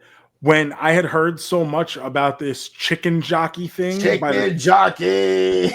by the time it happens in the movie, like I'm sitting there like looking around and going, that is it? That's it, Like baby. 10 seconds. this is what we're like. I couldn't believe it. Could not believe it. And Lilo and Stitch, $1 billion movie now. The live action Lilo and Stitch. Did not see it. Shiloh didn't want to see it. So my daughter just still is not feeling the movies. Lilo and Stitch, she has seen the original. She likes the original. So I assumed, like, oh, hey, we could go to the movies. Nah. Her friends invited her. Shiloh, we're gonna go to the movies. Nah, I don't want to. To this day, she's just like, nah, I don't want to. Yeah, I don't know what it is, bro. Even at her age, and she's old enough now, I would kind of go to anything just as an excuse to go hang out with my friends, right? Yeah, but no, she don't like it. The only thing that we have seen that she has requested, because all her friends have seen it, is a Netflix movie called K-Pop Demon Hunters. Her friends all saw it and singing the songs. Oh, Shiloh, you gotta. So she said, "Hey, I want," and of course, she asked to watch a movie. I'm gonna run to put it on, especially one that has the name Demon Hunter. Demon Hunters. So I'm like, yes, of course. And it was a cute movie. It's an animated movie about a group of K-pop girls who they sing and they fight demons. And there's an evil boy band that are trying to steal the souls of the world, and it's very entertaining. The music's banging, bro. You gotta listen. The soundtrack is I've pumping. considered watching it because after you mentioned it to me when she first requested it, it started popping up. Yes, I don't know. It's a thing. It's been a thing for the past. It's apparently one of the most watched things on Netflix this year. Yeah, it's doing huge numbers. Apparently, it's good. She hasn't watched. All her friends have been watching it over and over, like kids do. She hasn't. But she will listen. She'll play her game. She'll put the soundtrack on. She'll go in the shower. She'll put the soundtrack. So she's listening to the songs. She just don't feel the need to watch it again. But I'll take that. I'll take it. So I did see the new Lilo and Stitch. I like the original. I don't love the original. So I guess I'm not as emotionally attached to the happenings and events of the original. I'm I'm okay with a little creative license. It was nice to see Tia Carrere back in action. Right? Oh, yes. They got her back. I know she Yes. did the voice. That's Well, great. she's an actual character in this one. That's awesome. Not doing the voice of Nani, but she's a different character. But the fact that they got her and put her in there was cool. I thought it was good. Like, not amazing. I kind of feel the same way I feel about the original. It's good. It's fun. I'm glad I saw it. I don't love it, but I also don't have any problems with the changes that they made in this. I know there was a lot of talk about some of the things they switched around or played with a little bit. For me, not even an issue. Good. We'll see it soon. I'll just make it watch it. Just put it on. We're watching this. So that's 7 months of 2025 movies, all done in the span of, I don't know what, half hour? Yeah, pretty much. Yeah, go watch Heads of State with John Cena. Please, yes. If there's one thing you take away from this movie you haven't heard of this year, is definitely check that out. Oh, baby, I love it. John Cena gonna be in the top 10 this year. I love it. It's my number 2 movie right now. I believe it, bro. It's mad fun. I think I gave it 3.5, so it's in there. It's in the top 10 there. I love it. I think it's been 2 hours, so probably a good time. What to do? What? Hit the music. What? It is now time for the big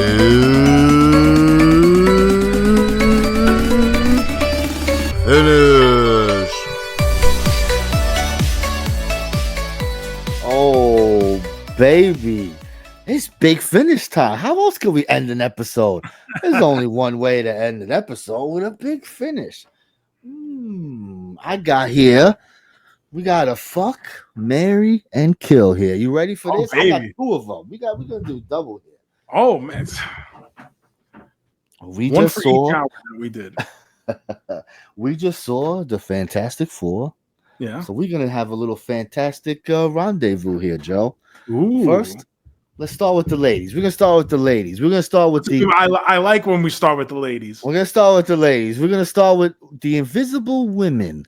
Okay, there's been 3 versions of the Fantastic Four. We have Jessica Alba, we have Kate Mara, and now we have Vanessa Kirby. Joseph, which one are you gonna fuck, marry, kill here? Which one? Marry Jessica Alba. That was a quick marry there. Okay. I guess fuck Vanessa Kirby and kill Kate Mara. Wow, you a Kate Mara fan? That you've having some trouble there? Because I think that's the easy kill. And then it's a matter I'm not a fan of either one is the issue. Oh, you didn't like Vanessa Kirby? I think she's a pretty lady. No.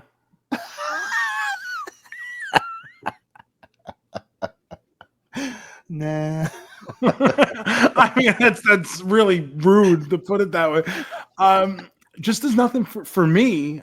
Like she's a fine invisible woman in the movie. She was great. I thought she was great. But for me, like there's nothing. Maybe you should marry her because she seems like a good wife and mom. Maybe we should marry her. She does. Fuck Jessica Alba. But I'm not looking to have kids at this point in my life. Okay. You don't want a little Franklin running around causing havoc? I definitely would not name him Franklin. No kid should be named Franklin. Terrible. Don't talk bad about him. He's very powerful, Joe. He will come and get us. Yo, like, can we talk about like Galactus just outed this kid to his parents without even like discussing if he's okay with that? Like, he's obviously hiding his powers. Yes, you don't want no one to know. Like, that motherfucker's powerful as shit. What are you, like, blind? It's the strongest person I've ever seen. What the fuck are you talking about? I thought you were smart, Reed Richards. Like, what the fuck are you even pretending to be here? Smartest man alive. Does a lot of stupid shit, bro. Awful lot of stupid shit. When he does that press conference, just shut the fuck up. So you don't need to tell them they want your baby and you ain't gonna give it up.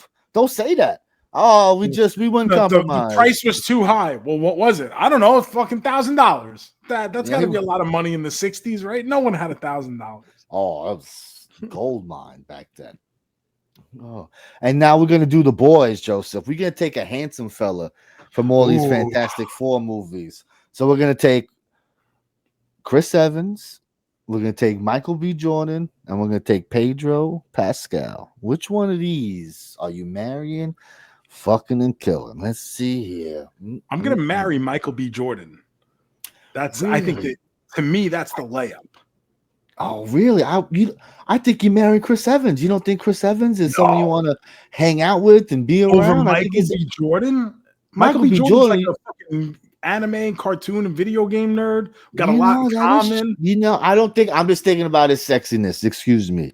So I'm just thinking you want to. And he's sexy as fuck. What a beautiful man to marry. But I figured that you want to, go to Pound Town with that one. Listen, I'm looking for connection.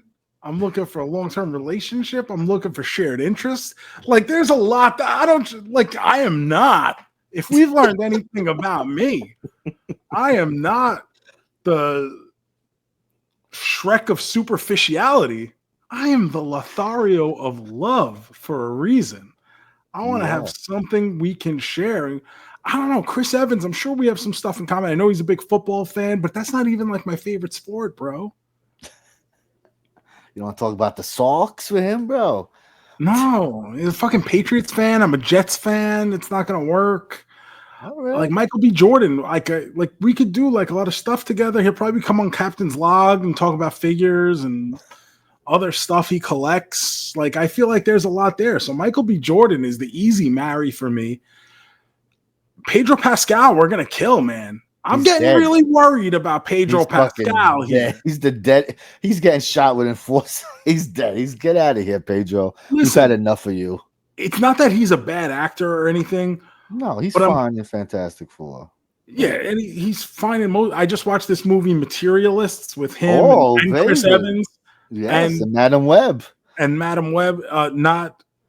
It's not a horrible movie, but whoever was the script writer who put in a line for Dakota Johnson to read that says, I was a terrible actress. Chef's kiss. Fresh fucking diabolical. There is no, we got to be over Dakota Johnson by now, right? Like, there's no reason to keep having her in movies. People love her, bro. I will never understand that. Like, what's there to love? She's a girl she's somebody's daughter. Like she's a nepo baby. Like what else? Like, what else is there? It's not like her movies are good. It's not like she's good in them. Come on, bro. 50 Shades of Grey. Come on, brother. Fucking terrible. The worst movies. So bad. So we're gonna fuck Chris Evans then and kill Pedro Pascal. Pedro Pascal, this anxiety thing has taken on a life of its own on the internet. I love it. But it's genuinely something I think we're gonna have to have a legitimate conversation about at some point. You don't just be groping your coworkers whenever you feeling anxious. Like, just running my fingers through their hair and playing with their ear, like while we're on a Zoom call. Like, what are we doing? It's okay because he's a little gay, he's a good-looking guy. I understand. He doesn't like women, so it's all right. Whatever.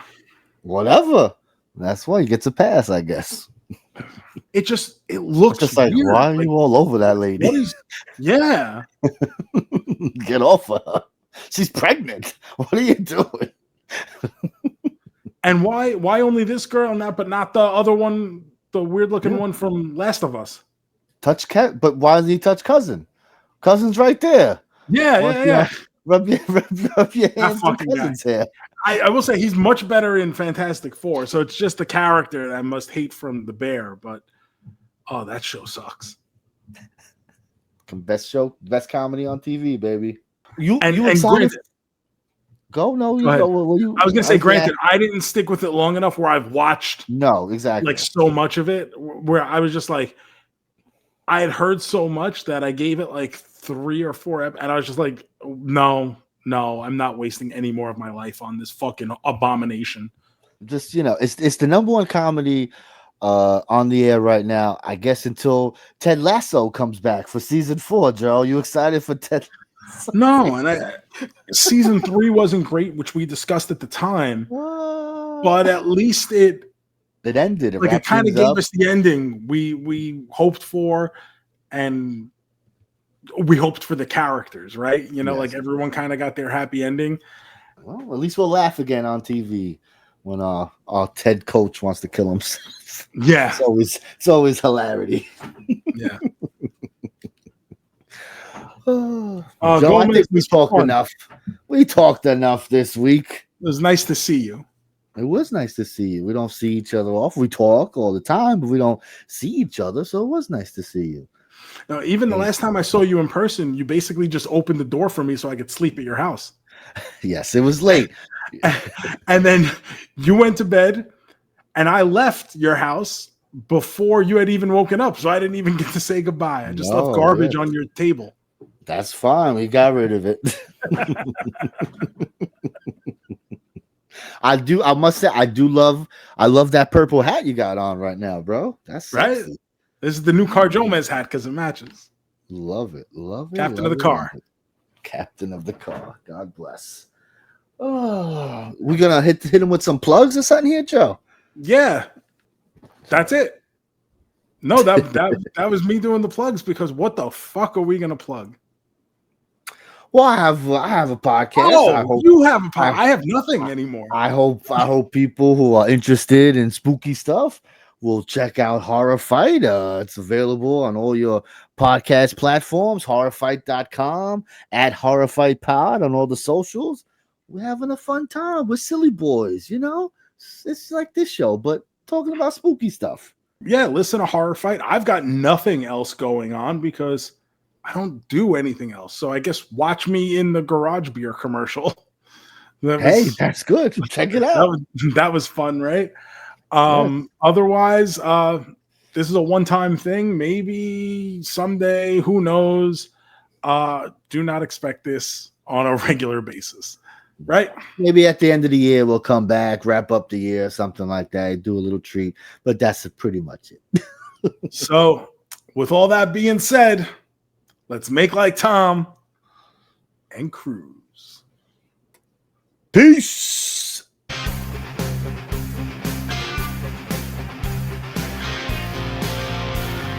Are you a man? A double main man? Are you a man? A triple main man? A man? A quadruple main man? Are you a man? Are you a man?